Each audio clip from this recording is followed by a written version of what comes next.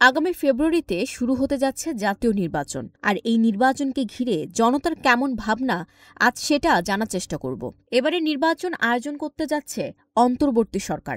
এক যুগের ডামি নির্বাচনের পর এবার সকলের প্রত্যাশা একটি উৎসবমুখর সুষ্ঠু নির্বাচনের। আপনার মনে হচ্ছে কি যে কারা এবার নির্বাচনে জয়ী হতে পারে?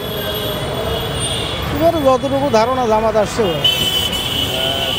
জামাত কেন আসতে পারে? আপনার মনে হচ্ছে কেন জামাত আসবে? কিছু কিছু লোক বলে যে নতুন মুখ দেখতে চায়, সবাইকে দেখা হলো যে আওয়ামী লীগ, বিএনপি, ইরশাদ এখন নতুন দেখতে চায়, সবার পাক নাকি খাওয়া হয়ে গেছি।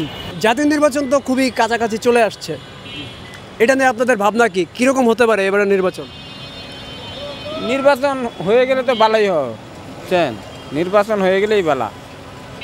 আপনার কি মনে হয় এবারকার নির্বাচন সুষ্ঠুভাবে হবে?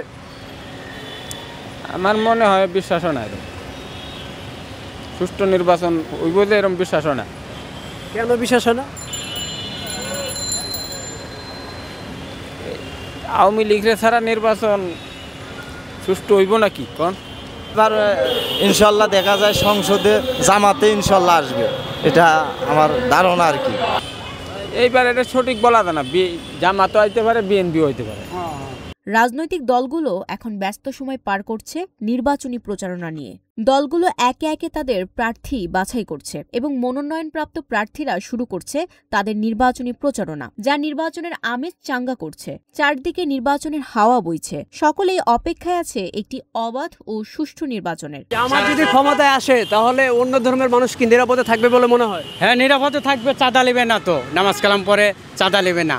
এই রাষ্ট্রে যারা মন্ত্রণালয়ে যারা নির্বাচনে আসবা, খুব খেয়াল, সামনে দেয়াল ওয়ালও থাকতে পারে। ওই রিক্সাওয়ালার ছেলে যদি এসএসসি এইচএসসিতে যদি জিপিএ 4 পয়েন্ট আপ হয়, এসএসসি এইচএসসিতে লেভেল এ ক্রস করে থাকে, ও কিন্তু স্টাম্প দিয়ে পিটাবে, সাবধান। আমরা চাচ্ছি নতুন একটা সরকার হোক, জামাত ইসলাম হোক, একটাবার আমরা জামাত ইসলাম দেখতে চাই। এবারে নির্বাচনে নতুন কিছু রাজনৈতিক দল অংশ নিতে যাচ্ছে এবং পুরাতন দলগুলো জোট গঠন করছে। একে অপরের মাঝে নির্বাচনী বাকযুদ্ধ চলছে, যা নির্বাচনের পরিবেশ আরও জোরালো করছে।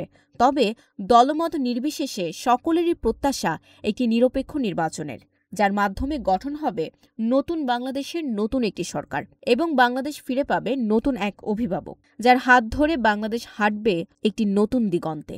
ভয়েস অফ পিপল দেখতে চোখ রাখুন প্রতি শুক্রবার রাত ৮টায়।